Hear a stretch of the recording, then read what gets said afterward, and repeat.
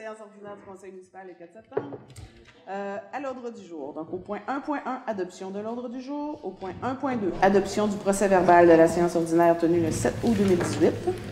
Au point 1.3, demande de dérogation mineure dans le cadre d'un projet d'agrandissement du bâtiment situé sur le lot 4 900 440 Cadastre du Québec, situé au 1051 route 132S à Barachois. 1.4, adoption du règlement numéro 527-2018, modifiant le règlement numéro 444-2012, décrétant l'adoption du Code d'éthique et de déontologie des employés de la Ville de Percé.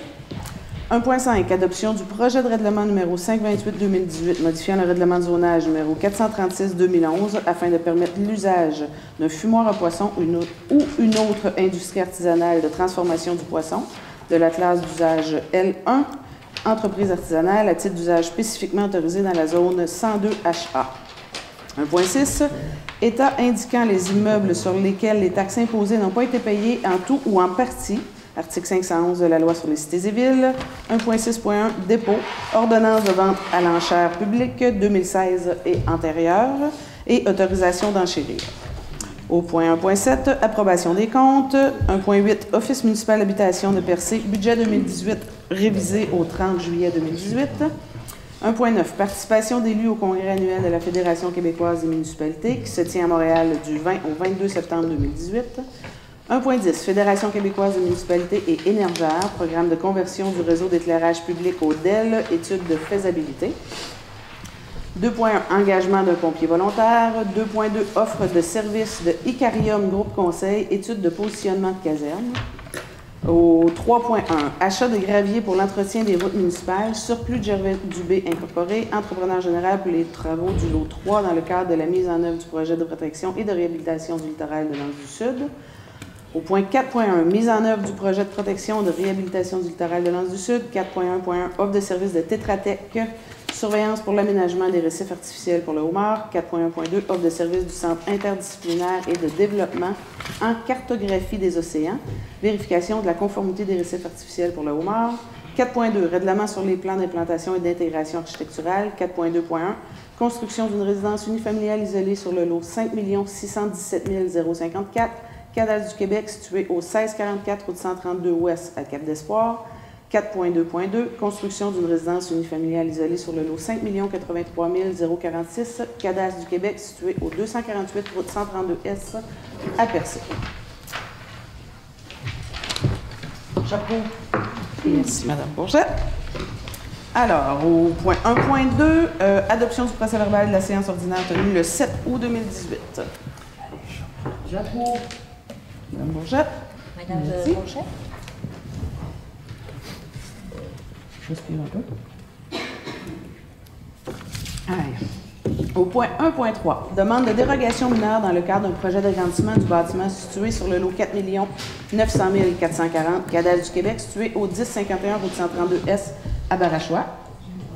Alors, considérant la demande de dérogation mineure datée du 7 août 2018 pour le bâtiment situé sur le lot 4 900 440 Cadastre du Québec au 1051 route 132S à Barachois, ayant pour effet de diminuer la marge avant dans le cadre d'un projet d'agrandissement fixant ladite marge avant à 1,58 m, alors que le règlement de zonage numéro 436-2011 prévoit une marge de 6 mètres. Au fait, le bâtiment, c'est le bâtiment de la Légion situé à Barachois. Donc, considérant l'avis de la Ville publié le 15 août 2018 selon l'article 145.6 de la Loi sur l'aménagement et l'urbanisme qui requiert la publication d'un avis comportant la date, l'heure et le lieu où le Conseil municipal statuera sur la demande, la nature et les effets de la dérogation et le droit de toute personne intéressée à se faire entendre. Considérant que la demande de dérogation mineure ne porte pas atteinte à la jouissance par les propriétaires des immeubles voisins de leur droit de propriété. Considérant la recommandation favorable du comité consultatif d'urbanisme datée du 14 août 2018. Madame à ce moment-ci, on donne la parole aux gens qui peuvent poser des questions ou se faire entendre. Donc, s'il y a quelqu'un qui veut se faire entendre sur le sujet, c'est le moment. Juste une question. Allez-y. Je me demande depuis longtemps pourquoi il n'y avait pas une carte qui nous dirait dans quelle zone qu'on est, à quel endroit, de quoi on parle. Bien, je m'efforce de le faire la plupart du temps, M. Méthode. Non, c'est pas vous, on veut voir. Une carte qu'on déroule. On a dit que c'était la Légion à Barachois. On ne sait jamais de quoi on parle. Ben là, c'est la Légion, là. c'est la Légion, là. Ouais, là, c'est la Légion, mais l'autre fois, c'est une autre chose. Vous verrez qu'il y a pas des progrès à faire, on ne sait même pas où c'est situé. Vous êtes toujours invité à venir poser les questions, M. Méthode. Si jamais vous avez besoin de plus d'informations, on est ouvert à répondre. Il n'y a pas d'autres interventions? Ça va? Alors, en conséquence, il est proposé d'accorder la dérogation mineure pour l'agrandissement du bâtiment. Proposé par M. Daniel?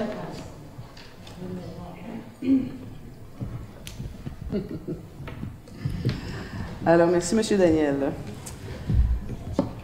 1.4. Adoption du règlement numéro 527-2018, modifiant le règlement numéro 444-2012, décrétant l'adoption du Code d'éthique et de déontologie des employés de la Ville de Percé. Donc, ça avait été déposé à la séance précédente. On nous avait demandé une modification pour intégrer, avec les postes cadres, d'inclure les postes d'adjoints. Entre autres, il manquait en urbanisme, c'était pas mentionné, je pense, c'est les travaux publics. Donc, on a vérifié, c'est possible de les ajouter sans avoir à revenir sur le dépôt de règlement qu'on avait fait à la séance précédente. Donc, les postes d'adjoints seront intégrés là, au Code d'éthique et de déontologie. Au règlement modifiant. Au règlement modifiant qui prévoit des règles après mandat pour certains postes. Monsieur Daniel, merci. 1.5. Adoption du projet de règlement numéro 528-2018, modifiant le règlement de zonage numéro 436-2011, afin de permettre l'usage d'un fumoir à poisson ou une autre industrie artisanale de transformation du poisson de la classe d'usage L1, entreprise artisanale à titre d'usage spécifique autorisée dans la zone 102 HA. Alors, considérant que la Ville de Percé a adopté le 3 juillet 2012 le règlement de zonage numéro 436-2011, considérant que la Ville de Percé peut modifier son règlement de zonage en vertu de la loi sur l'aménagement de l'urbanisme, considérant que la Ville souhaite modifier son règlement de zonage afin de permettre l'usage fumoir à poisson ou une autre industrie artisanale de transformation du poisson à titre d'usage spécifique autorisé dans la zone 102 HA, en conséquence, il est proposé d'adopter le projet de règlement numéro 528-2018, modifiant le règlement de zonage afin de permettre l'usage. OK. Merci. On pourrait compléter, si vous permettez, comme c'est un premier projet de règlement, il y a toujours une séance de consultation où là, on présente en plus gros, il y a un avis public qui va être publié pour dire que le Conseil entendra les personnes et les organismes qui veulent se faire entendre lors d'une consultation publique qui va avoir lieu le 26 septembre à 19h, ici à l'Hôtel de Ville. Donc, un avis public qui va être publié dans le journal la semaine prochaine pour informer la population. Spécifié, c'est dans quel secteur de la ville, ça? C'est la grange à M. Gordon Cahill. Dans le secteur de Cap-Rouge. Oui, L'ancienne grange. Dans la vie publique, c'est déterminé. La zone comme telle est située approximativement là, entre la route Bilodeau et la route Lemieux. Donc, tu peux aller à l'ouest de la route Bilodeau jusqu'à la route Lemieux. Tout près de la 140. De part et d'autre de la route 132. Bon. 1.6. État indiquant les immeubles sur lesquels les taxes imposées n'ont pas été payées en tout ou en partie. Donc, au point 1.6.1, c'est le dépôt. Vous pouvez y aller, Mme Hubert? Oui. Comme c'est un document assez lumineux, on l'a transmis au conseil municipal par courriel ce matin, qui comprend toutes les taxes, l'état des taxes dues pour toute la municipalité. Ça, c'est un dépôt conformément à la loi.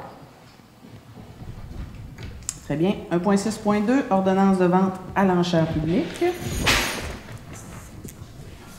Comme expliqué aux membres du conseil par courriel ce matin, on vous recommande d'aller faire une vente à l'enchère pour les propriétés, sur les immeubles sur lesquels les taxes imposées en 2016 et 2015 n'ont pas été payées en tout ou en partie. Pour la raison qu'on n'inclurait pas 2017, il y en a quand même beaucoup, parce qu'on n'avait pas eu de fait de vente l'année passée, pour toutes les raisons qu'on connaît. On n'avait pas pu faire de vente pour taxes, donc ça ferait beaucoup. Puis en plus, cette année, on a beaucoup d'immeubles, de terrains qui sont apparus avec la rénovation cadastrale qu'il faut mettre en vente. On ne peut pas les exclure d'une vente pour taxe. Il y a des propriétaires qui n'ont jamais eu d'adresse, qui sont décédés, beaucoup qui doivent être décédés. Il y en a que c'est avec des adresses qui nous sont revenues, donc on a des procédures à faire dans la vie de vente pour taxe. Donc, juste ça, là, c'est une trentaine minimum de dossiers. Donc, ça vient alourdir beaucoup une vente pour taxe et on ne pouvait pas, on ne peut pas les exclure. De toute façon, si on les exclut, on pourrait passer une résolution puis toutes les nommer dans la résolution qu'on les exclut. Il faudrait toutes les nommer. Mais on se retrouverait toujours avec ces propriétés-là au rôle puis être obligé de radier des taxes. Fait que si on fait une vente pour taxe et qu'il y a des terrains qui sont vraiment pas potables, là, la Ville les prendra pour $1, pour 0, et ces terrains-là seraient alors mis non imposables au rôle. Donc, il n'y a jamais plus de taxes. Ils seraient toujours au rôle, mais il n'y aurait jamais plus de taxes là, qui seraient imposées dessus, qu'on traîne tout le temps, puis ça faciliterait beaucoup la vie. Là. Parce que la rénovation cadastrale, il n'y en aura plus, là, j'imagine. Ça fait que... Il y a beaucoup de petits terrains qui ont l'air apparaître dans la liste. Là. Ça pourrait être des terrains qui sont offerts aux voisins adjacents, ça, finalement. Nous, on ne peut pas les offrir, c'est à l'enchère. Si jamais, si jamais nous, on devient adjudicataire, la politique ici, c'est un peu dans beaucoup de municipalités, quand c'est des petits terrains qui ne peuvent pas servir à une personne pour en construire quelque chose, quand on reçoit une demande, on dit que si on les acquiert en vente pour taxe et qu'un propriétaire voisin vient nous dire on aimerait ça l'acheter, vous autres, ça va coûter moins cher que la vente pour taxe. Fait que nous, ce qu'on fait, à ce moment-là, on fait une invitation écrite auprès de tous les propriétaires contigus. On leur demande s'ils veulent faire une offre pour l'acquisition du terrain. Habituellement, c'est la personne qui a fait la demande initiale qui l'obtient, parce que c'est rare qu'on a d'autres personnes qui s'ajoutent. C'est comme ça qu'on finit par se délaisser de certains que la Ville a acquis dans pour taxe. La plupart du temps, c'est des terrains qui sont non construisibles ou qui sont enclavés ou qui sont vraiment trop petits. Là. OK, merci. C'est bien. Au point 1.6.3, donc autorisation d'enchérir. Pour la proclamation, l'ordonnance, c'est ce qu'on a... Monsieur Daniel, est-ce qu'il y a quelqu'un qui a voté pour l'ordonnance de vente? OK. Donc, la vente, le Conseil doit fixer dans la résolution la date de la vente. On mettrait la vente au mercredi 28 novembre, ce qui donne quand même assez de temps aux gens pour se manifester, ou même des fois des familles, des personnes qu'on ne peut pas retracer. Là, ça donne... Il faut quand même faire 2 publications de suite là, dans le journal, dans 30 jours. Très bien. Et au point 6.3, c'est d'autoriser M. Justin Pitt, officier municipal, à enchérir et acquérir au nom de la municipalité les immeubles à être mis en vente le mercredi 28 novembre. Je le propose. Merci, Mme Veillette. Au point 1.7, approbation des comptes. Donc, il est proposé que le Conseil approuve la liste des déboursés pour la période du 2 août 2018 au 29 août 2018 au montant de 137 884,98 $. La liste des comptes à payer au 30 août 2018 au montant de 119 452,84 $. Et la liste des comptes à payer au 30 août 2018 pour le projet de protection et de réhabilitation du littoral de Mal-du-Sud au montant de 125 971,11 $. Je propose. Merci. Au point 1.8, Office municipal d'habitation de Percé, budget 2018 révisé au 30 juillet. Donc, il est proposé d'adopter la révision du budget de l'Office municipal d'habitation de Percé en date du 30 juillet 2018 pour l'exercice financier 2018, dont les dépenses s'établissent à 255 709 et les revenus à 243 304, incluant la contribution de la Société d'habitation du Québec de 111 148, auquel s'ajoute la contribution de la Ville de Percé au montant de 12 405. Au fait, c'est une petite modification et nous devons approuver le budget de l'Office municipal d'habitation et la différence est de 34. C'est notre contribution à niveau de 34 $. Mais il faut qu'on approuve le budget. J'approuve. Bourget. 1.9. Participation des lieux au congrès annuel de la Fédération québécoise des municipalités qui se tient à Montréal du 20 au 22 septembre 2018. Donc, moi ainsi que 3 conseillers et conseillères seront présents au congrès annuel de la FQM. Donc, M. Jerry Sheen, Mme Alison Cahill et Mme Doris Desréel ont manifesté l'intérêt de se présenter. Donc, il est proposé, je fais point 1.9, c'est ça, d'autoriser et assister au congrès de la Fédération québécoise des municipalités qui se tiendra à Montréal. Merci, M. Sainte-Croix. 1.10, Fédération québécoise des municipalités et Énergère, programme de conversion du réseau d'éclairage public au DEL, étude de faisabilité. En fait, c'est un programme qui est proposé encore une fois par la FQM. C'est de voir, on a déjà fait une étude de préfaisabilité qui, elle, était offerte gratuitement. L'étude de faisabilité, maintenant, c'est de venir voir sur notre terrain vraiment précisément les quelques, je pense que c'est 805 lumières d'éclairage de rue qu'on a sur la grandeur du territoire pour voir comment ça pourrait coûter pour faire une conversion au DEL. Le programme, au fait, ils vont pouvoir nous dire précisément quel type d'éclairage et tout on a besoin. Et c'est un programme qui, après 4 quelques années, parce que là, dans l'étude de préfaisabilité, on a un approximatif, ils se déplacent pour venir faire quelque chose d'un peu plus précis, puis sont capables de nous dire à combien d'années précisément, 4, 5, autour de ça, on rentabilise, au fait, en économie, en énergie à chaque année, on économise l'investissement.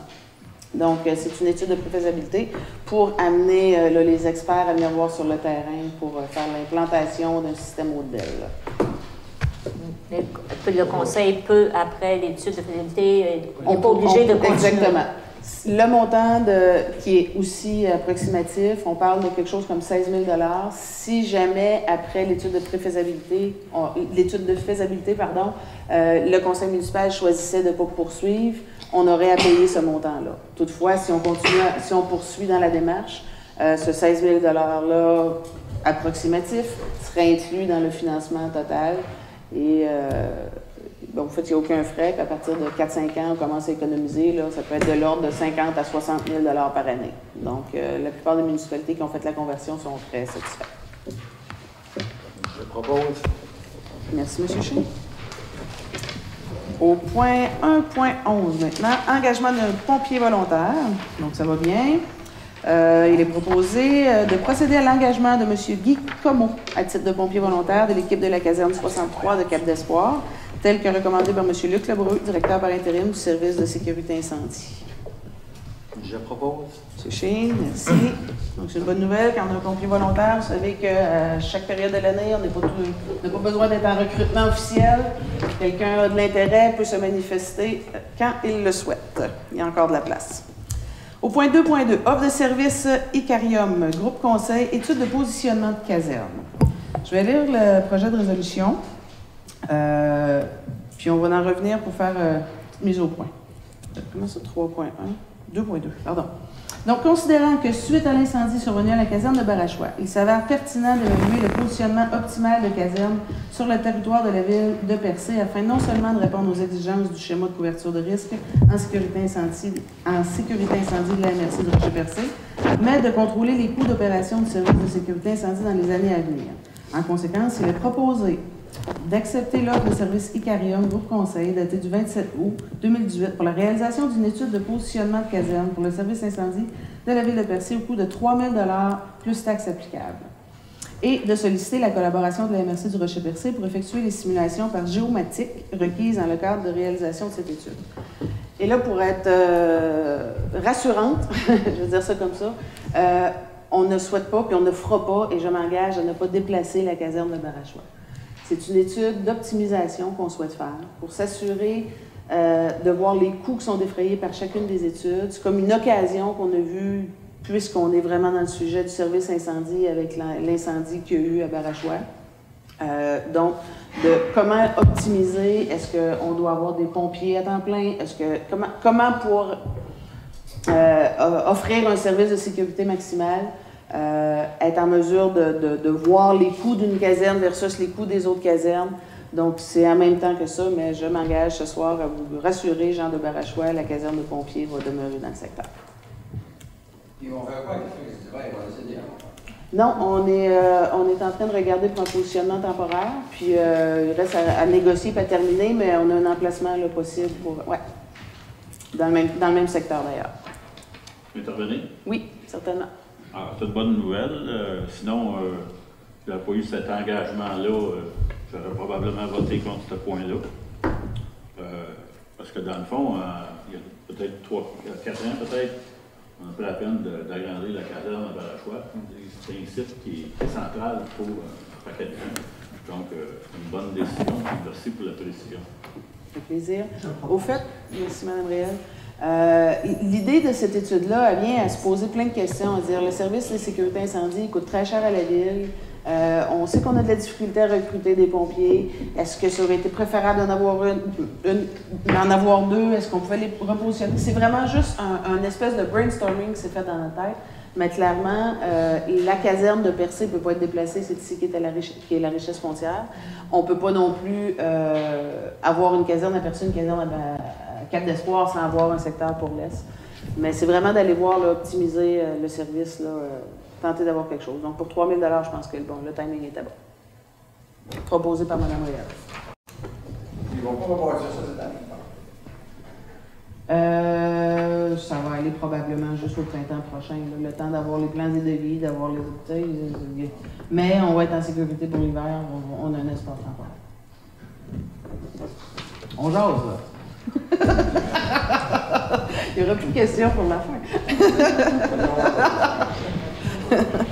3.1. Achat de gravier pour l'entretien de routes municipales, surplus de Gervais Dubé Incorporé, entrepreneur général, pour les travaux du lot 3 dans le cadre de la mise en œuvre du projet de protection et de réhabilitation du littoral de l'Anse du Sud.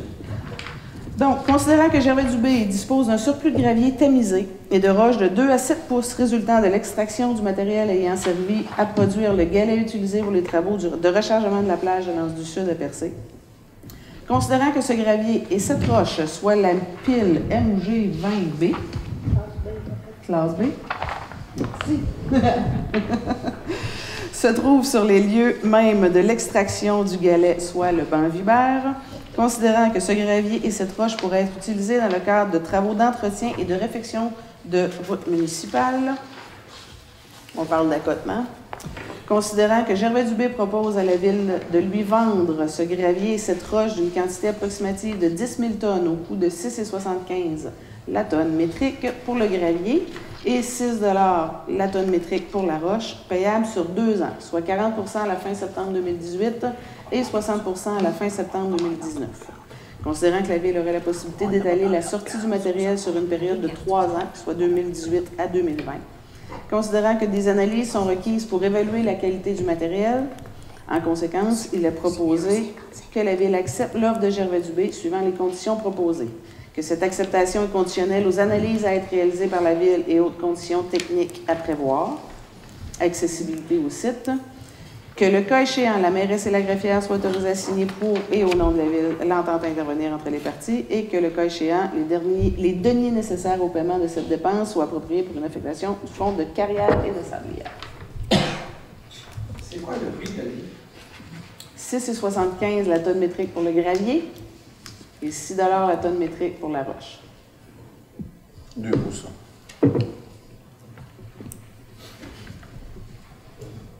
Pour préciser que Gervais Dubé Incorporé nous proposait payer à 50-50, mais on a convenu là, que ce serait, M. Pitt recommande que ce soit 40 le premier, 40 en 2018 et 60 en... Et 60.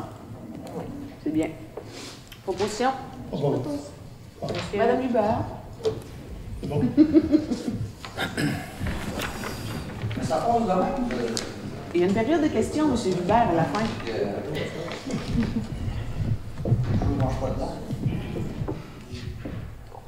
On y répondra à la fin si vous avez d'autres questions. 4.1. Mise en œuvre du projet de protection et de réhabilitation du littoral de l'Anse du Sud. 4.1.1. Offre de services de Tetra Tech Incorporé. Surveillance pour l'aménagement des récifs artificiels pour le homard. Donc, il est proposé D'accepter l'offre de service de Tetra Tech datée du 7 août 2018 au montant forfaitaire de 6 700 $ plus les taxes applicables pour la surveillance de l'aménagement des récifs artificiels multigénérationnels pour le homard d'Amérique dans le cadre des mesures compensatoires pour contrer les effets sur le poisson et son habitat que pourraient causer les travaux sur le littoral de l'Anse du Sud. Chine, merci. 4.1.2, offre de service du Centre interdisciplinaire de développement en cartographie des océans, vérification de la conformité des récifs artificiels pour le homard. Donc, il est proposé d'accepter l'offre du Centre inter... Ça va dans la salle? Merci.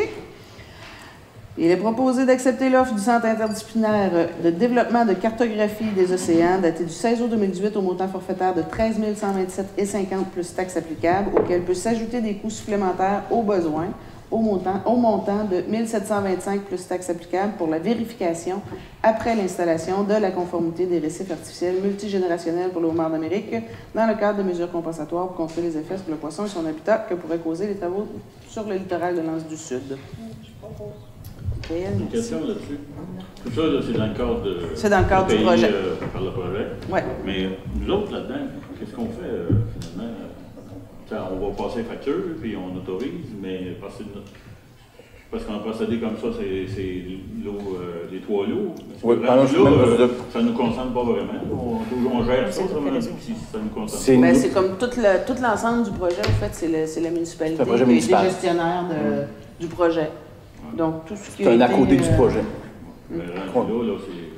On est rendu au large avec ça. Oui. Mais c'est vraiment la mesure compensatoire. Le suivi, ça va être nous qui sommes responsables. Le suivi environnemental sur 3 ans, c'est nous autres aussi. Mais financé par NSP. Règlement sur les plans d'implantation. Est-ce que ça avait été proposé? Oui, Mme Allison. Règlement sur les plans d'implantation et d'intégration architecturale. Donc, 4.2.1. Construction d'une résidence unifamiliale isolée sur le lot 5 617 054, Cadastre du Québec, situé au 1644 route 132 Ouest à Cap d'Espoir. Donc, considérant que la Ville a adopté le 9 juin 1998 le règlement numéro 262-98 sur les plans d'implantation et d'intégration architecturale, considérant que la Ville a adopté le 23 septembre 2008 le règlement numéro 308-208 modifiant le règlement numéro 262-98 afin d'assujettir la délivrance de permis pour la construction d'un bâtiment principal à l'approbation de plans relatifs à l'implantation et à l'architecture des constructions sur l'ensemble du territoire, considérant la demande pour l'approbation de plans relatifs à la construction d'une résidence unifamiliale isolée, considérant la recommandation du comité consultatif d'urbanisme daté du 14 août 2018 d'accepter les plans tels quels. Donc, il est proposé d'approuver les plans déposés pour la construction d'une résidence unifamiliale isolée. Question. Je pense que c'est là que les gens ils demandent d'avoir un nom pour savoir. Au lieu d'avoir un lot, ils veulent avoir un nom. De Nathan Trudel. On ne met pas de nom parce que c'est le lot, c'est la propriété qui est en question. Ça pas, on peut le dire, mais on ne le met pas dans les résolutions. Parce que c'est pas les plans, c'est pas les plans du propriétaire qui sont ajoutés, c'est les plans pour la propriété. Les plans pour ça qu'on parle, la plupart des gens, on ne met pas de nom. Là, ça ne dérange pas de le dire quand même. C'est Mme Doris? Oui. 4.2.2, construction d'une résidence unifamiliale isolée sur le lot 5 083 046, Cadastre du Québec, situé au 248 route 132 S à Percé. Donc, considérant la demande d'approbation de plans relatifs à la construction d'une résidence unifamiliale, considérant la recommandation du comité consultatif d'urbanisme daté du 14 août 2018 d'accepter les plans tels quels, donc il est proposé d'approuver les plans déposés pour la construction d'une résidence unifamiliale isolée sur le lot 5 083 046, Cadastre du Québec, situé au 248 route 132 S à Percé. C'est dans le secteur de Cannes-de-Roche. Je propose. Merci, Mme Hubert.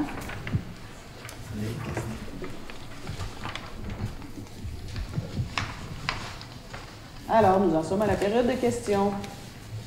Affaires nouvelles, Mme Lamella, c'est ce que il n'y a pas d'affaires nouvelles? Pas d'affaires nouvelles?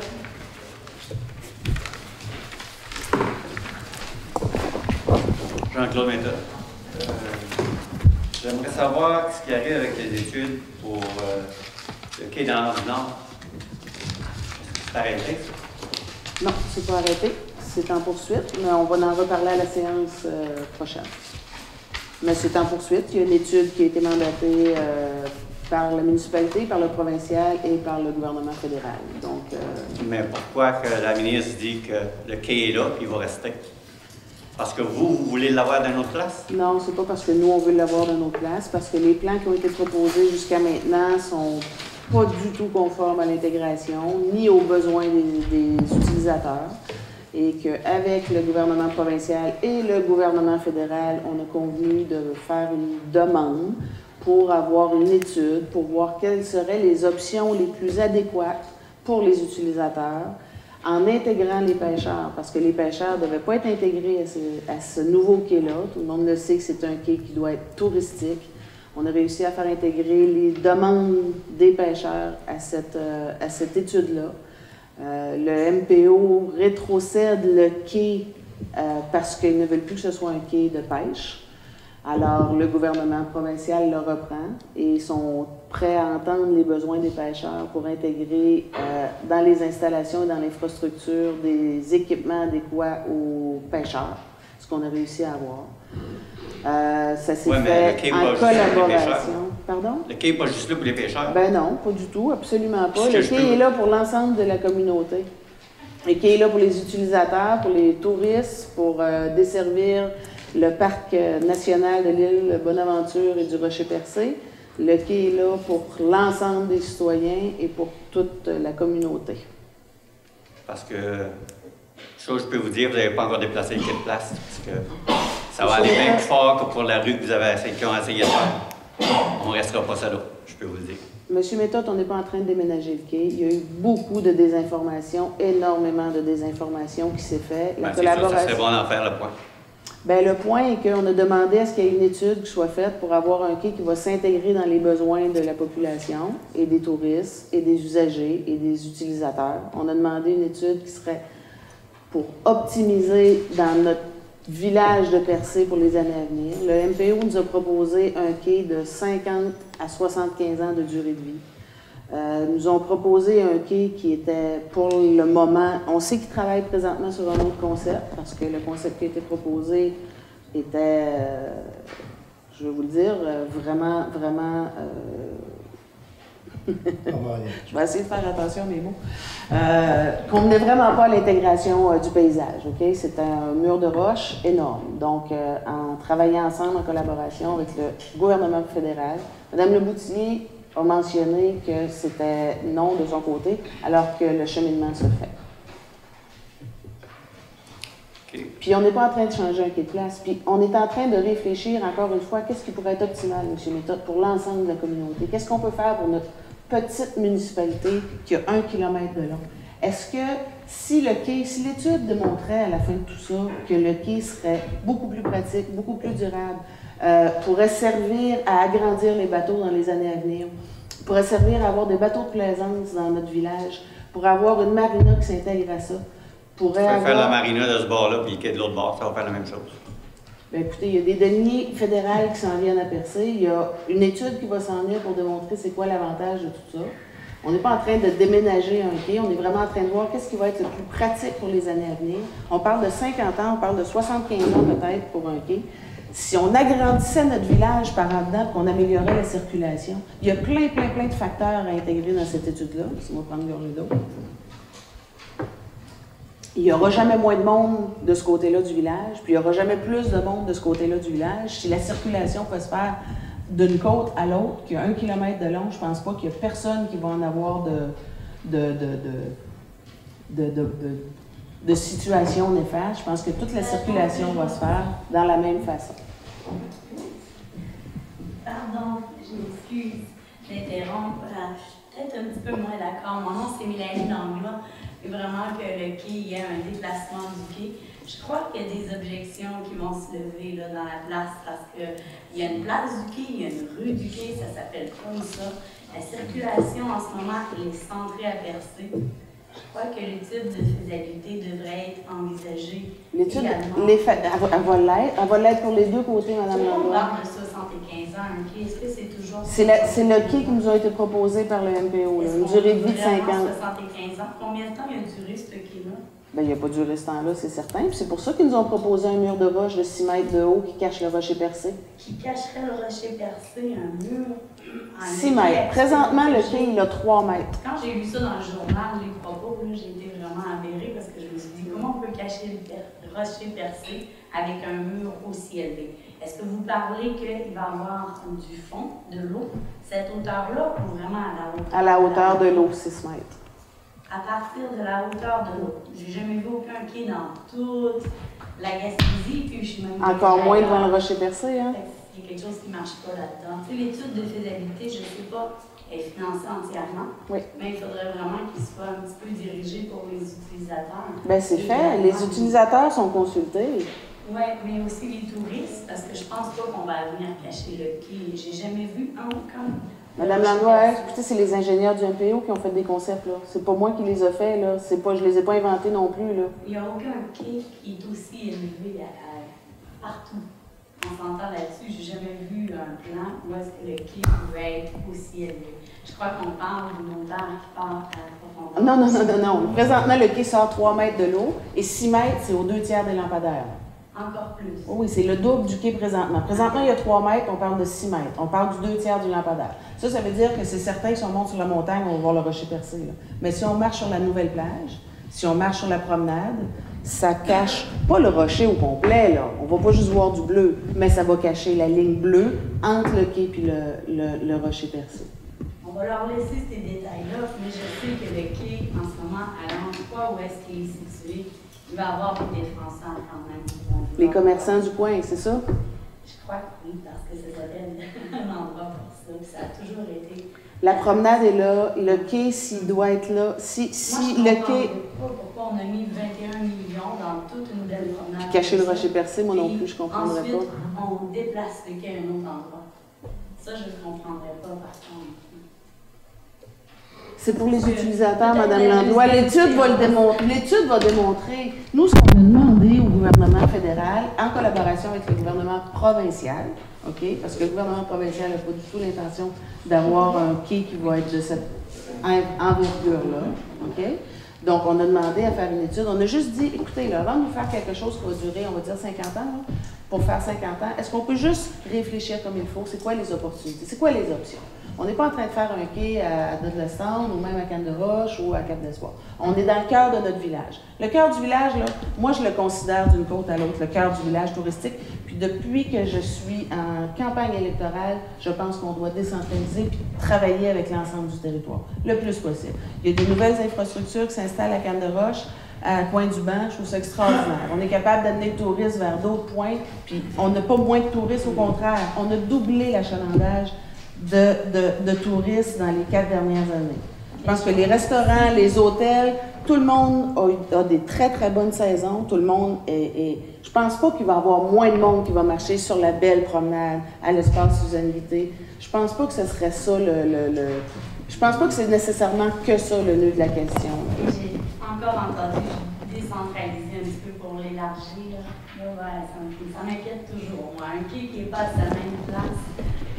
On va le voir. Puis s'ils sont capables de nous proposer quelque chose, si on est capable de proposer quelque chose d'optimal, c'est correct, c'est tout ce qu'on souhaite, nous. Que les services soient là, que les utilisateurs soient servis, que tout le monde soit servi. Mais je pense que le cœur du village, il faut arrêter de penser, je l'ai mentionné, je n'ai pas honte de le dire, je l'ai mentionné du temps du Géoparc, quand on a amené le pavillon un peu plus loin, on avait, le village n'est pas au point de la rue du Quai, la 132, on n'est plus là, on a 800 000 visiteurs, approximativement, c'est ce que l'ATR nous parle, là. Autour de 800 000 visiteurs en Gaspésie présentement.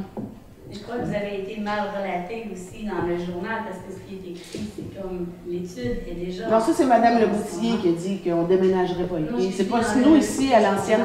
À la dernière séance publique, on en a parlé quand on a octroyé le contrat, on a parlé que c'est une étude de faisabilité. C'est ça qu'on fait, c'est une étude de faisabilité. On est en train de regarder, reculer d'un pas pour se permettre d'avoir les meilleures options pour réfléchir à une meilleure des décisions qui va concerner tout le monde. Donc, moi, je veux juste... aux 2 endroits. Pardon? De réfaction du quai à l'endroit où est-ce qu'il est actuel et la construction d'un... Le quai actuel sert dans la protection du littoral.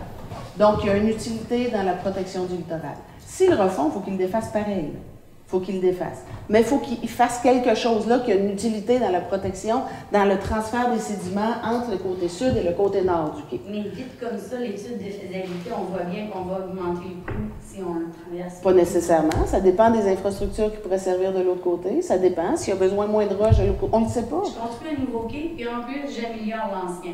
Je viens d'avoir un coût. Non, ça dépend. Si c'est un havre qui est de l'autre côté, il y a une protection naturelle déjà. Il y a beaucoup plus de profondeur, puis une protection naturelle avec le cap barré qui est là. Donc, il y a déjà naturellement une protection qui est là, qui pourrait peut-être faire en sorte, puis l'étude va le démontrer. Est-ce qu'on a besoin de 180 mètres de roche de l'autre côté? On ne le sait pas. Est-ce qu'on a besoin de moins? On ne le sait pas. On ne le sait pas.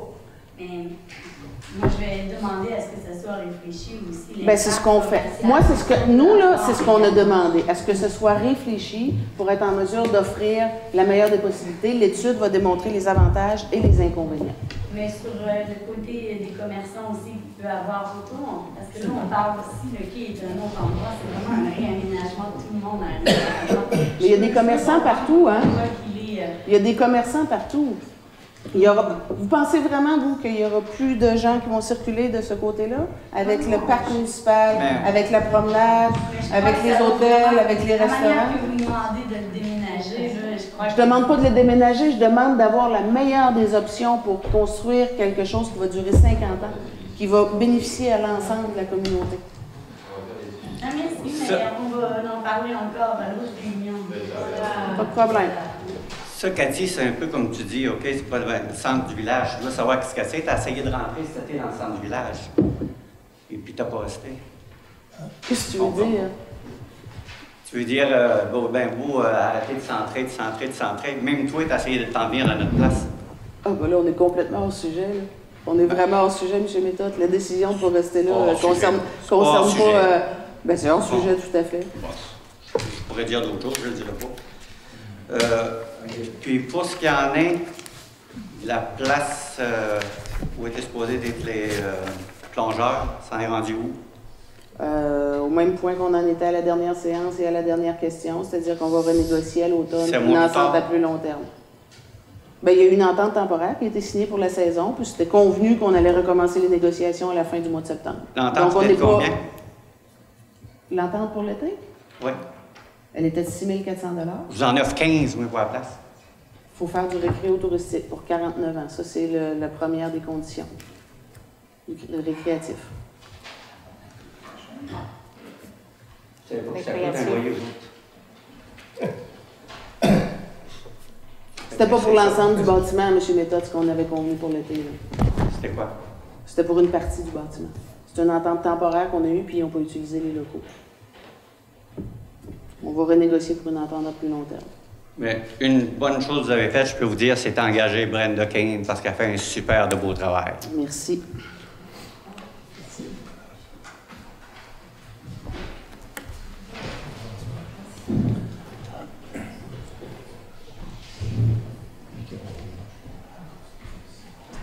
Bonsoir. Bonsoir. Jean-François Gagné.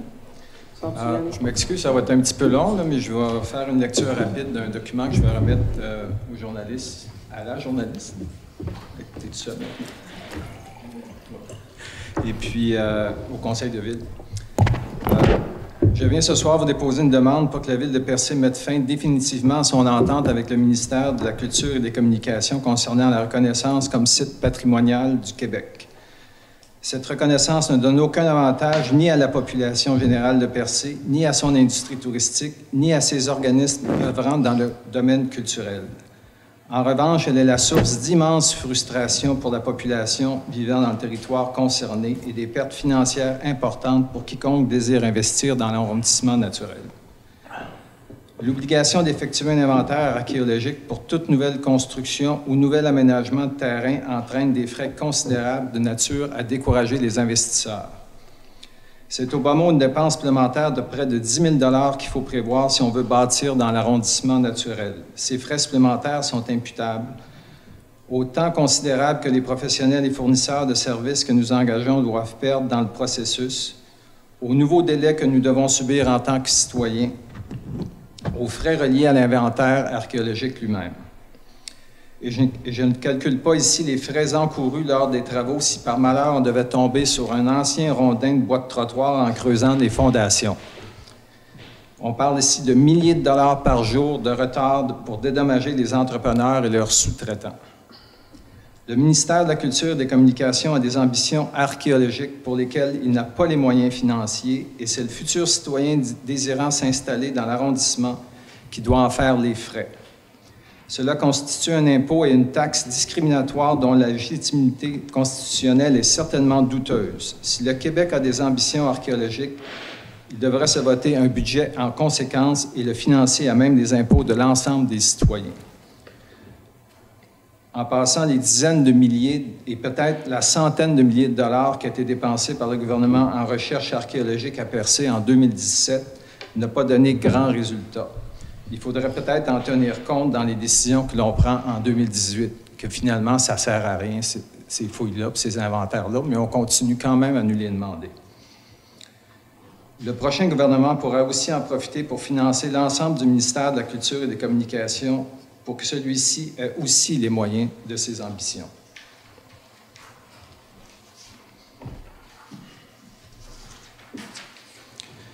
Contrairement à d'autres ministères, ce ministère ne se donne aucun objectif raisonnable d'efficacité en regard aux communications avec les citoyens et encore moins avec les citoyens visés par la législation concernant le site patrimonial. Manque de volonté ou de personnel ou d'efficacité opérationnelle, je vous laisse deviner. Mais je peux vous assurer que le problème n'est pas à Bonaventure, même s'ils sont aussi en manque de personnel. Il semble y avoir une règle non écrite qu'un dossier touchant le site patrimonial doit prendre au minimum 2 mois. Cette règle-là, elle est là. Que ce soit pour une construction neuve ou le remplacement d'une couverture qui coule ou une galerie qui croule, cette situation est inacceptable. Dans la réalité, le délai s'approche plus du 2 mois et demi si vous prenez la peine de harceler le bureau à Québec. Sinon, attendez-vous à 3 mois pour une réponse. On nous affirme en plus que pendant les vacances du personnel de direction à Québec, il y a une personne pour s'occuper des dossiers. C'est faux. Pendant les vacances, personne ne s'occupe des dossiers. Il m'a fallu près de 2 semaines pour finalement établir la communication avec quelqu'un pour mon dossier à Québec. C'est inacceptable. Une décision pour remplacer un toit ou une galerie ou peinturer sa demeure devrait prendre 3 jours ouvrables au maximum. Une décision concernant une nouvelle construction devrait prendre un maximum de 1 mois. Les délais inacceptables que nous impose le ministère de la Culture et des Communications représentent une raison suffisante pour que la Ville de Percé demande l'annulation immédiate de l'entente actuelle avant son échéance. La situation actuelle est un frein au développement, à l'augmentation des revenus de taxation, à la protection de l'intégrité des bâtiments des citoyens et à la sécurité des citoyens de Percé. Le ministère de la Culture et des Communications manque à son devoir d'agir de façon diligente dans le respect de ses engagements de l'entente prise avec la Ville de Percé et est en plus incapable techniquement de le faire. Il doit accepter sans pénalité de mettre fin à cette entente. J'achève, c'est pas long. Malgré la dernière tournée de consultation tenue par ce ministère, les citoyens de Percé se retrouvent avec une réglementation encore plus restrictive qu'avant la consultation et des procédures encore plus lentes. Si vous, les élus, croyez vraiment que les quelques avantages financiers, parce que je sais que vous avez des avantages financiers, que vous accorde le ministère sont intéressants pour la Ville, je vous invite à faire le calcul en considérant la perte de temps précieux de votre personnel, les pertes de revenus de taxation de projets de construction et de rénovation abandonnés, les milliers de dollars que les citoyens doivent débourser, le manque de contrôle que vous avez sur votre développement, parce que les décisions, on est asservi, là. On est dans une position de servitude face à Québec. C'est Québec qui décide ce qui se passe dans l'arrondissement. C'est pas Percé. La gestion de la frustration des citoyens, car en bout de ligne, c'est toujours la faute de la Ville. Et c'est vrai, c'est la Ville de Percé qui signe l'entente avec le ministère et c'est vous qui tolérez la gestion nonchalante de cette entente par le ministère de la Culture et des Communications. M. Philippe Couillard nous annonçait en début de campagne qu'un nouveau gouvernement libéral serait plus décentralisateur. À cela, je réponds trop peu, trop tard et surtout trop vague comme promesse électorale pour un parti qui est au pouvoir depuis si longtemps. J'invite les candidats aux prochaines élections à prendre des engagements précis quand on parle de décentralisation dans les régions et de la façon dont ça va faciliter notre vie en région et surtout nous permettre d'arrêter de jeter notre argent par les fenêtres pour faire plaisir à des fonctionnaires à Québec. Le cas du ministère de la Culture et des Communications est un cas probant de centralisation à outrance des pouvoirs à Québec. Merci.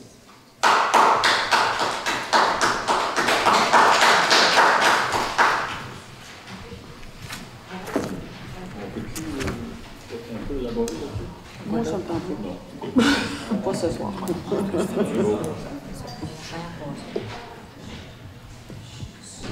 Bonsoir.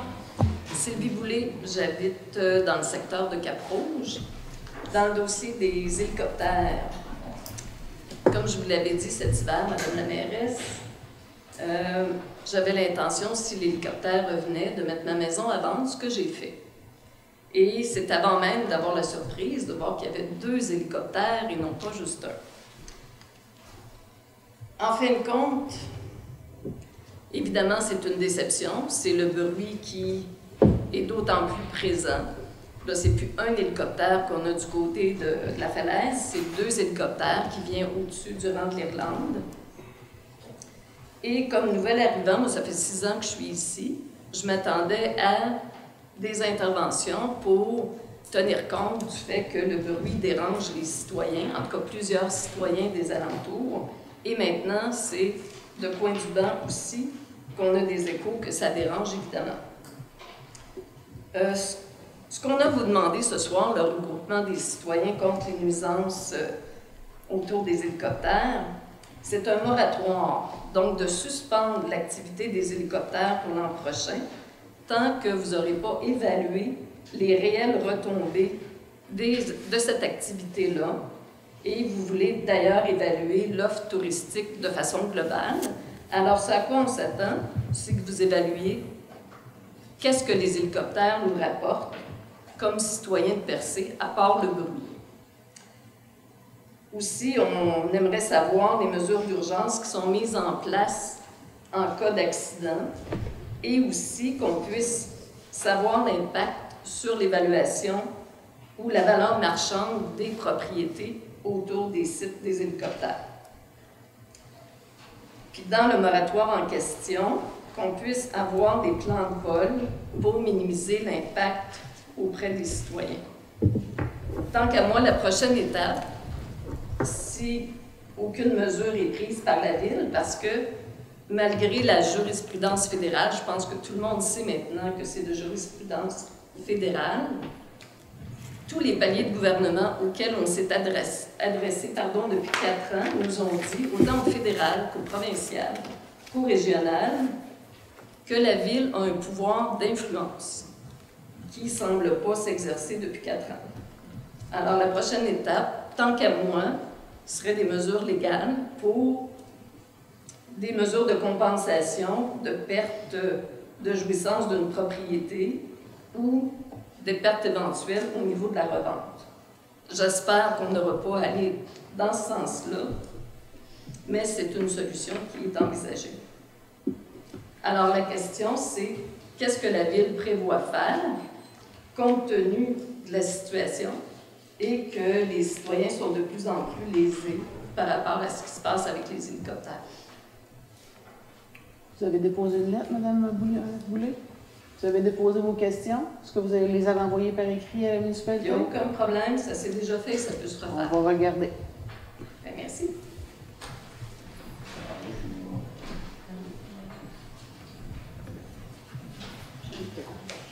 Bonsoir, Madame la mairesse.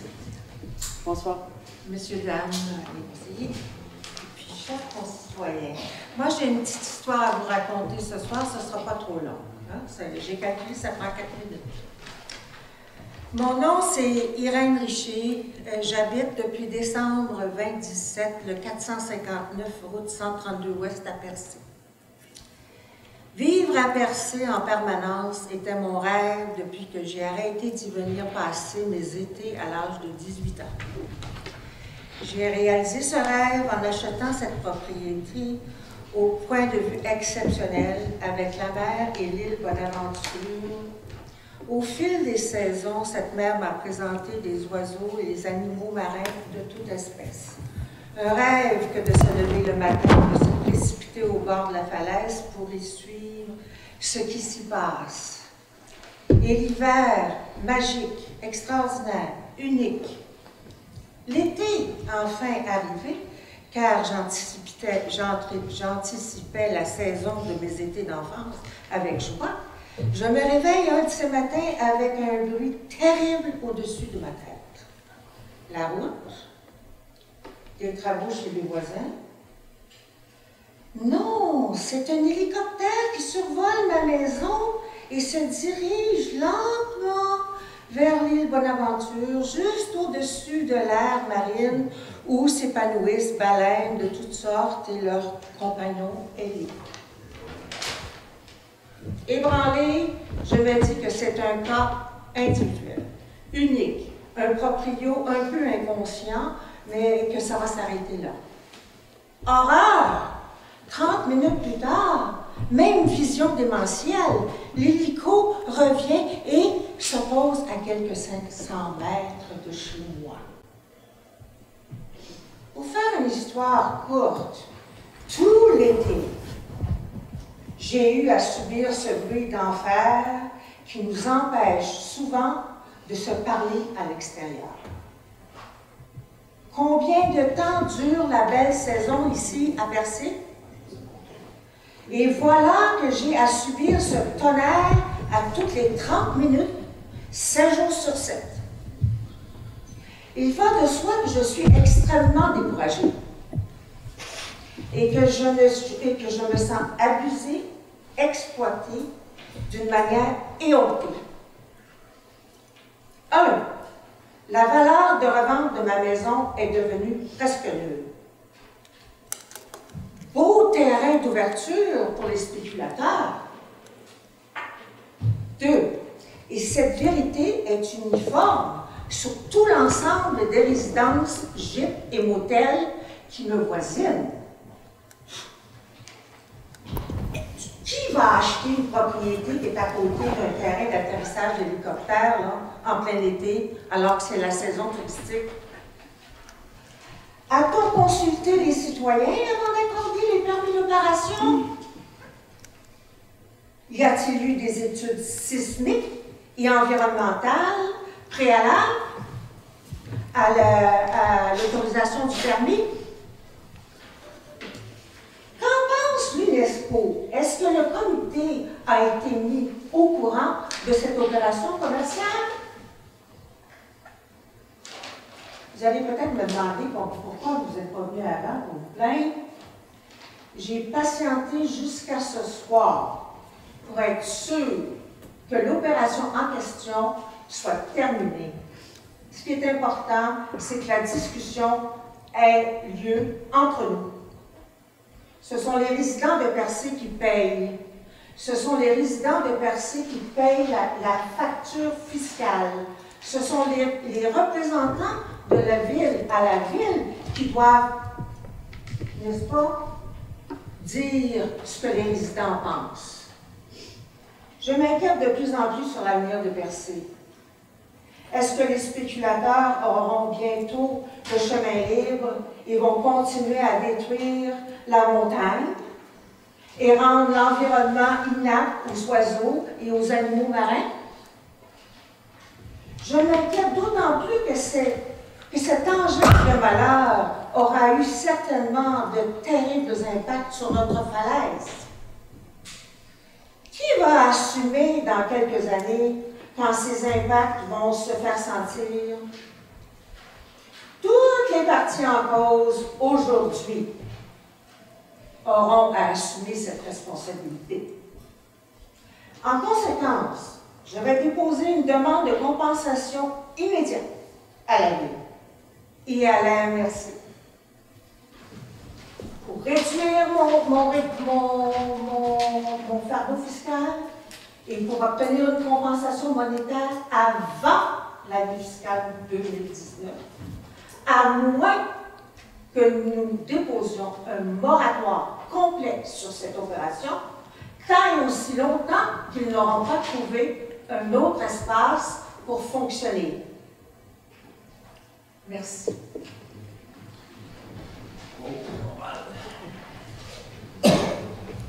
Bonsoir, Clifford Gilbert. Moi, je reste au 466 ou 132. Ça doit être pas loin d'être là. Des hélicoptères, ça va bien. On est une journée agricole, nous autres, ou... c'est quoi? On est journée quoi, nous autres? Je ne sais pas ça par cœur, monsieur C'est Gilbert. 532? Ouais. Je réponds.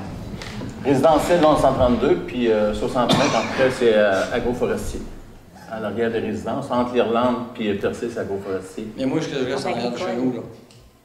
Mais t'es résidentiel long de 132. Ouais.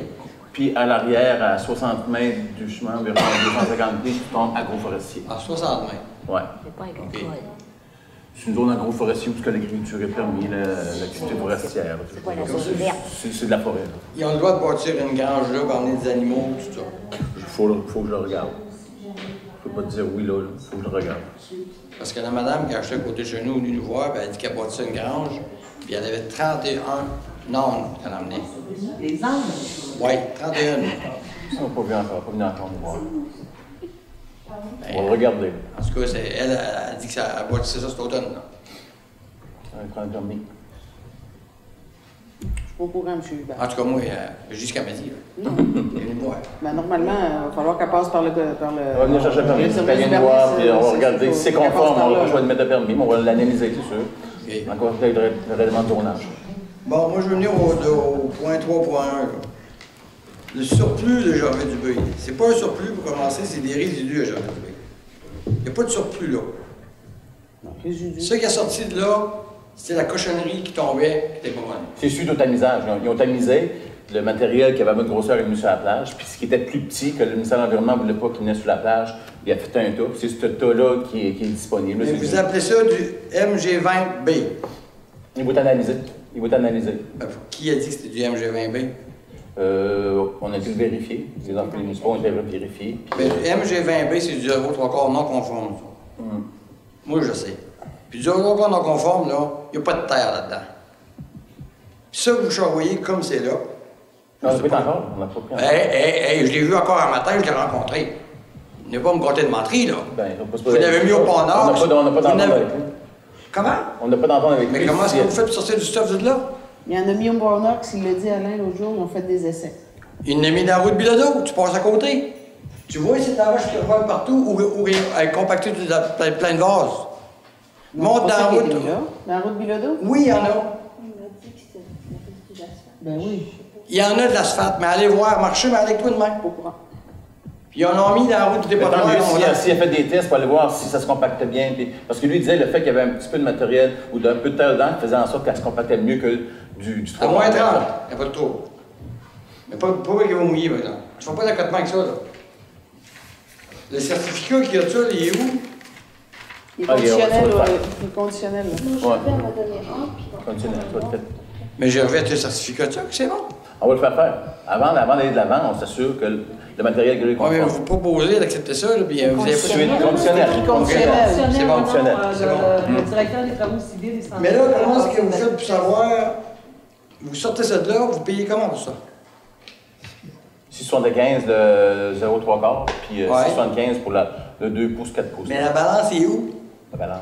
Pour peser ses voyages. Il n'y a pas de balance là-bas. Ils vont estimer le tas. Ils vont estimer le tas, ça se calcule, là. Quel arpenteur va calculer comment 4 tonnes. Non, mais c'est ce qui est sorti à date, là.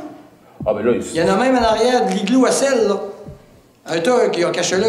Mais ce qui est sorti, d'après moi, c'est pour faire des tests. Donc, ils nous donnent une entente qu'il y a avec le directeur de la République. Vous avez peut-être bien 1000 tonnes sorties déjà, là. Ah non. Ben, au Port-Nox, il en a mis en masse. Il en a mis en arrière du garage l'igloo à sel. Mais il essaye, il fait des tests. Il va regarder voir le. Tant mieux. Tant mieux qu'il se permet, au lieu d'acheter le tas à 60 000 $. C'est pas le problème, M. Hubert? Mais c'est que c'est pas bon. Mais c'est pas bon pourquoi? Mais vous le mettez là, vous n'avez pas de certificat, vous n'avez rien tout. Ben, c'est conditionnel à ce que ce soit... Faire un test, c'est bon. Mais pas d'en mettre partout. Ben non, mais il n'y en a pas mis partout, je pense pas, là. Ben, vas-y, là, bout de billet d'eau, ben arrête, mais tu descends. Puis marche. Ben, ce qui revole, là, c'est l'asphalte qui n'a pas tenu l'année Non, je passée. sais c'est quoi l'asphalte recyclé, là. Je suis pas fou, là.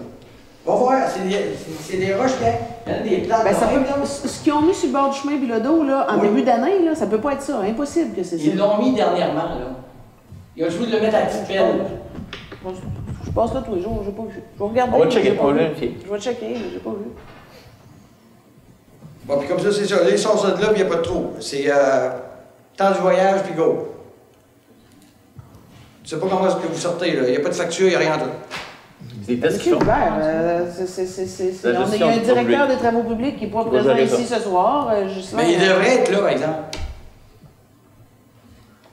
Il est venu rencontrer l'ensemble du conseil Mais municipal. s'il fait envoyer ces trucks en haut là, ils montent, ils descendent, ils n'ont pas de facture, ils ne savent pas comment est-ce qu'ils ont dans la boîte.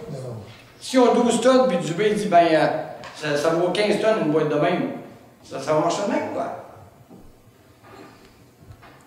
À chaque fois que je viens ici, je passe pour un monstre. Non. Comme si j'avais jamais raison. Non, mais non. j'ai raison. Je vous garantis que vous ne passez pas pour un monstre. Allez-y voir le tour, vous allez voir. Allez-y. On va vérifier, on va vérifier. C'est beau.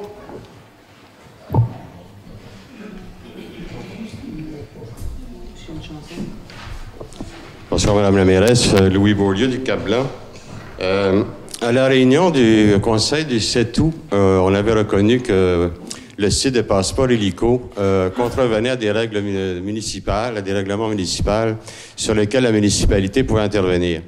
On a aussi appris qu'il y avait une tolérance quant au stationnement, mais je vous avais posé la question en ce qui concerne le kiosque. Et le kiosque, selon les règlements municipaux, ne peut pas être une installation permanente, comme c'est le cas actuellement depuis quelques années. Et je vous avais demandé si vous alliez agir en conséquence, et vous m'aviez dit « on verra ». Alors, l'hélicoptère est parti, le kiosque est là. Est-ce qu'on a vu?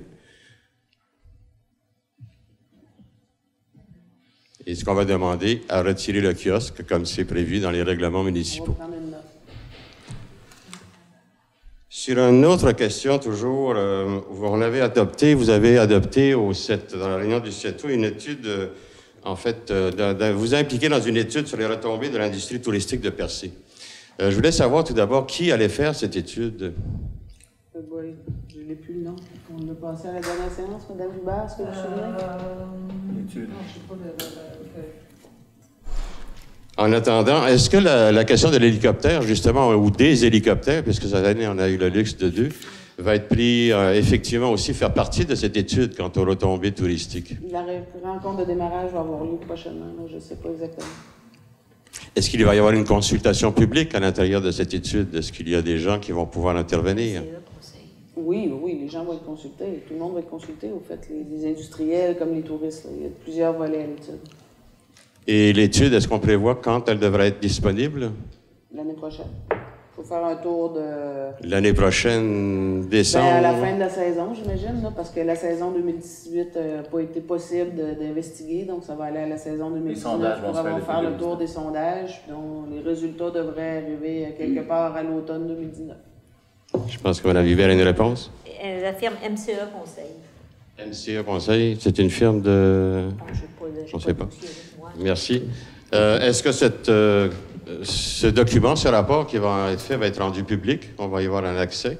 Ou est-ce que ça... il va en découler un rapport, je présume? Ça va être public, ce ne sera pas un document municipal. Oui, on va y avoir accès? Oui. Bon, parce qu'à notre connaissance, je voulais vous mentionner, tant qu'à être pour le moment sur le sujet, que l'hélicoptère n'apporte aucune retombée significative au niveau économique à Percé. À part le fait qu'évidemment, il y a 2 emplois d'étudiants et quelques dépenses de consommation. Les dollars, il faut être conscient que les dollars que les gens dépensent, en moyenne 210 $ pour faire un tour d'hélicoptère, c'est de l'argent qui n'ira pas dans les commerces légitimes de Percé parce qu'on ne dépense pas de l'argent en tour de bras et les touristes ici ne dépensent pas de l'argent en tour de bras. C'est évident qu'il y en a qui n'auront pas... Quelqu'un va faire un choix dans C'est ça. Et donc, il y a des commerçants légitimes de Percé qui n'auront pas les retombées qu'autrement. Les profits de Passeport Hélico, Madame la mairesse, s'en vont à Mascouche. Ils ne restent pas à Percé. Et les résidents de Percé subissent de nombreux préjudices à cause de de cette situation. Et je dois vous dire aussi que l'image de Percé va en souffrir parce que les gens viennent rechercher à Percé un environnement naturel et non pas un vombrissement d'hélicoptère qui leur passe sur la tête pendant qu'ils sont en camping. Bonne soirée.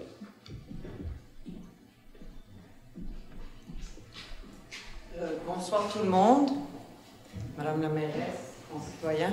Je suis Michel Côté. J'ai deux petites questions. Ça va être très court. Je voulais savoir toujours dans le dossier hélico qui nous concerne et aussi qui concerne les citoyens, si vous êtes au courant du fait que la compagnie Helicraft verrait l'éventualité de s'installer également dans le secteur, notamment secteur ouest de Percé, notamment entre le site où est déjà Passeport Hélico et l'Anse-à-Beaufils. Alors, je me demandais si vous étiez au courant de cette rumeur.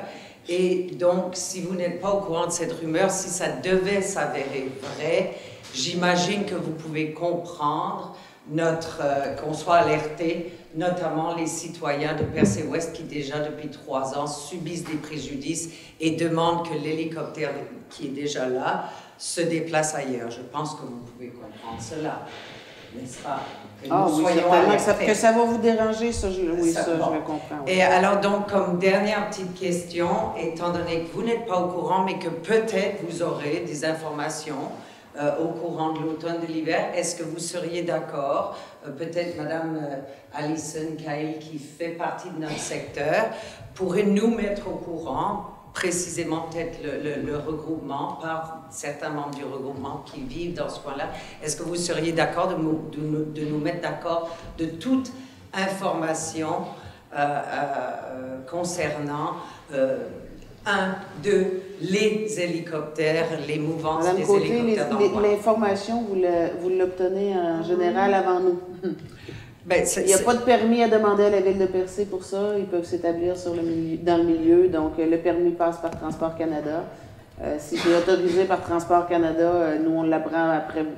Je comprends. Ben, écoutez, c'est juste, peut-être que je base cette dernière question sur le fait que cet hiver, on vous avait rencontré exactement le 16 janvier et au printemps, c'est un peu par hasard que quelqu'un du regroupement vous avait demandé et vous aviez eu rumeur qu'il y aurait un hélicoptère. Je l'avais su dans la journée ou dans la semaine. Nous, on ne savait rien, donc peut-être, on demande juste une communication entre vous et nous, et je comprends ce que vous amenez sur le tapis par rapport à Transport Canada, ça on est au courant de ça, mais je pense qu'un dialogue pourrait s'établir et se faire pour que les citoyens qui, je veux dire, ça s'épelle aussi avec un C majuscule, que les citoyens concernés et qui pourraient subir encore plus de préjudice puissent être, disons, le dossier au moins sur votre bureau. Est-ce que ça serait possible? S'il arrive sur mon bureau, merci. Peut-être Mme Cahill également. Merci.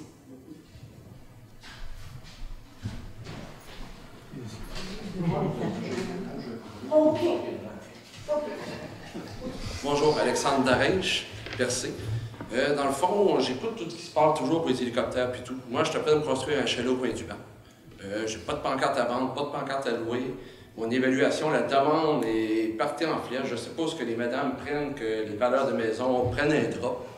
Ce que je vois, dans le fond, c'est qu'on s'en vient pratiquement à faire un accommodement raisonnable. C'est les nouvelles personnes depuis quelques années qui s'intègrent ici, qui veulent, comme tout, arrêter le bruit puis le développement puis tout. On a du chiolage pour le quai, oui, mais si on regarde les gens qui chiolent pour le quai, c'est les gens qui sont venus au monde ici, leur grand-père, leur grand-mère, qui regardent un peu comment ça se passe. Moi, dans le fond, je me suis mis une maison à Gaspé au domaine de l'aéroport. Si je me rends et que je dis à la ville de Gaspé, j'entends les avions passer, ils vont me dire « T'étais au courant, mets une pancarte à vendre. » Fait que je vais juste dire qu'à un moment donné, il faut arrêter le chiolage là-dessus. Merci. Ah non, on ne fera pas un débat ici ce soir. Là. Chacun a son droit de parole. On a écouté tout le monde. Pour ma part, ça fait 65 ans que je vis ici. Pas une boîte. Chez nous, l'hélicoptère, elle vient m'accueillir. J'ai marché pour mon Saint-Anne, le Mont Blanc, tout est dépassé, je l'ai au-dessus de la tête. Ça déplaisait aux touristes, mais ceux-là ne sont pas venus se plaindre. Je suis dans la ville Bonaventure, il vient encore nous éclairer là-bas. Ça fait que c'est pas les étrangers qui disent ci pis ça, je suis d'ici, puis à nuit. Il y en a bien d'autres qui peuvent dire la même chose.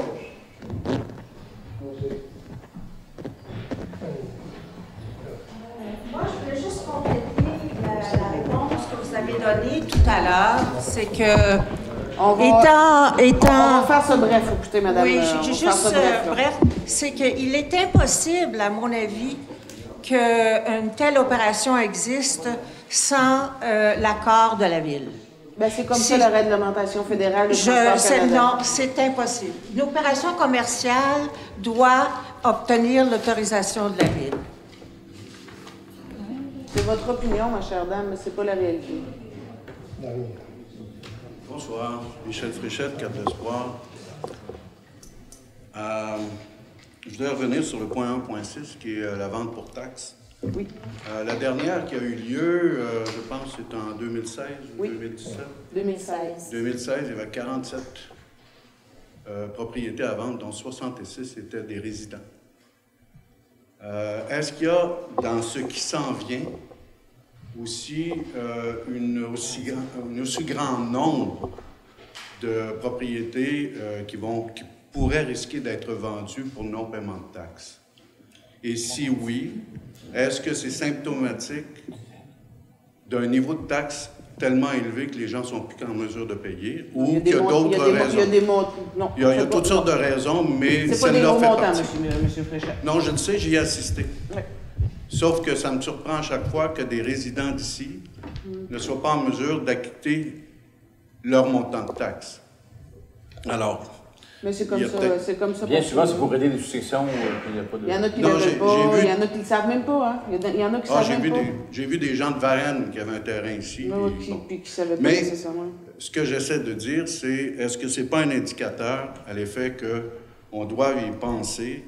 Et si on veut transformer ça en positif, dans le sens que s'il y a des propriétés, comme ça a été mentionné, qui doivent être reprises par la Ville, qu'on crée un fonds foncier au bénéfice d'éventuels acquéreurs qui n'auraient pas nécessairement, en fait, pour des ventes à très bon marché d'un terrain pour leur permettre de construire. Parce que ce que je réalise avec si on veut, les nouvelles d'aujourd'hui ou d'hier et de toute la saison, vous l'avez dit vous-même, on a eu une très, très bonne saison, mais on manque de personnel.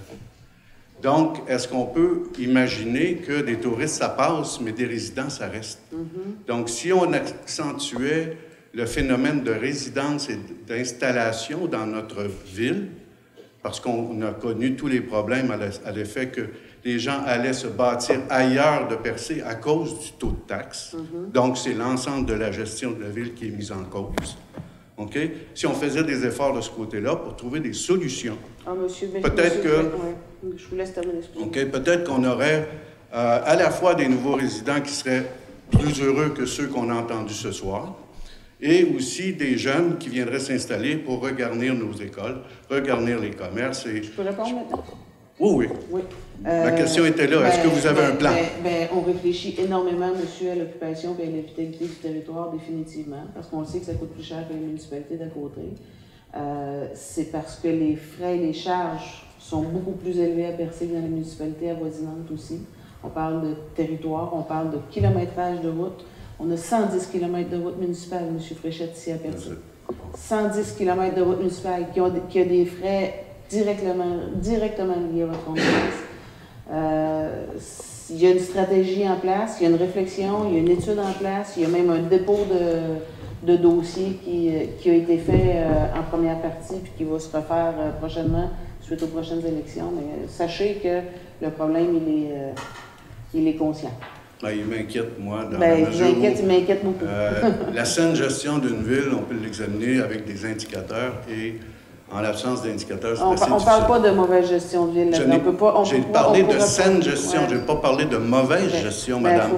Ne me faites pas dire ce que je n'ai pas dit. J'ai orienté sur la saine gestion, sur le positif.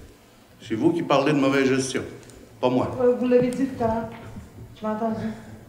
Je l'ai entendu. Taux de taxation en fonction d'une mauvaise gestion. Je l'ai entendu. Il y a effectivement des éléments qui pourraient être corrigés, donc on peut améliorer. Donc peut-être qu'il y a il y a des toujours éléments. place à amélioration, mais voilà. le problème, il On va en rester est là pour ça. conscient dans l'ensemble du conseil municipal, M. Fréchette. Puis la recherche de solutions, on s'y a faire. La deuxième, c'est concernant le point 2.2, au niveau de l'étude sur le positionnement des casernes. Lors d'une intervention que j'avais faite, on m'avait indiqué qu'il y avait plusieurs bornes d'incendie qui n'étaient pas fonctionnelles. Est-ce que l'ensemble de la problématique de couverture d'incendie va être vérifié? OK. Donc, elle comprend ce point-là. Au même titre qu'on va avoir les quelques lumières à examiner, au même titre, on va avoir les bornes d'incendie pour voir si elles sont fonctionnelles et comment les rendre fonctionnelles si elles ne le sont pas. On est là-dessus. OK. Dernière question, c'est celle que je rappelle. J'ai posé 2 fois sans avoir de réponse. Et c'est sur le nombre d'employés à la ville de Percé. Oui, vous avez répondu, c'était quel? Non, moi je ne l'ai jamais entendu, j'étais pas là. Probablement. Alors j'aimerais ça qu'on me rappelle à l'ordre s'il y a lieu. 46, 36, 36. Là, vous avez un décompte parce qu'il y en a un qui est parti, l'autre, on ne sait pas trop tôt où est-ce qu'elle se situe. Est-ce que vous avez mis à jour? Plus ou moins 40. Plus ou moins 40 pour 3000 personnes. Ça fait un gros ratio. Est-ce que vous comptez le kilométrage carré de notre... est-ce que vous le considérez? Parce que ça aussi, ça a un impact. Parce qu'il n'y a pas juste le nombre d'habitants dans une municipalité. Non, je sais que ça a été votre argument pour justifier autre chose. En saison touristique, Il y a plein de facteurs. On ne peut pas parler juste de 3000 habitants pour un ratio comme ça dans une ville comme Percé qui est une Il y a des résidents qui payent des impôts, qui payent des taxes, et c'est ceux-là qu'on va compter. Comme nous tous. Voilà. OK, c'est ceux-là qu'on va compter, là. Pas les touristes, pas les 400 000 ou les 800 000 touristes qui passent ici, là. Parce que c'est nous qui alimentons l'ensemble de la ville de Percé pour arriver à... Est-ce qu'on va arrêter d'alimenter la halte routière de Saint-Georges ou est-ce que, je veux dire, est-ce qu'on va faire abstraction des districts parce que c'est trop grand? Ou... Nous avons une grande ville, voilà. effectivement, avec en termes de superficie. Dans le 450 km². Nous avons effectivement une grande ville en termes de superficie. 7,2 habitants par kilomètre carré, c'est ça notre densité de population. Voilà. Alors j'aimerais, d'une certaine façon, qu'on regarde la capacité de payer. C'est comme toujours, M. Fréchette, tout ce qui arrive au bout de la ligne. Cette année, ça a été dit à plusieurs séances publiques ici, ça a été dit à plusieurs reprises. Il y a une conscience de ça. Il n'y a pas eu d'augmentation de taxes parce qu'on tente de trouver les solutions pour réduire le fardeau fiscal de nos citoyens. Merci, c'est un autre engagement que je retiendrai. Merci. On tente. Qui lève l'Assemblée? Oui. Monsieur.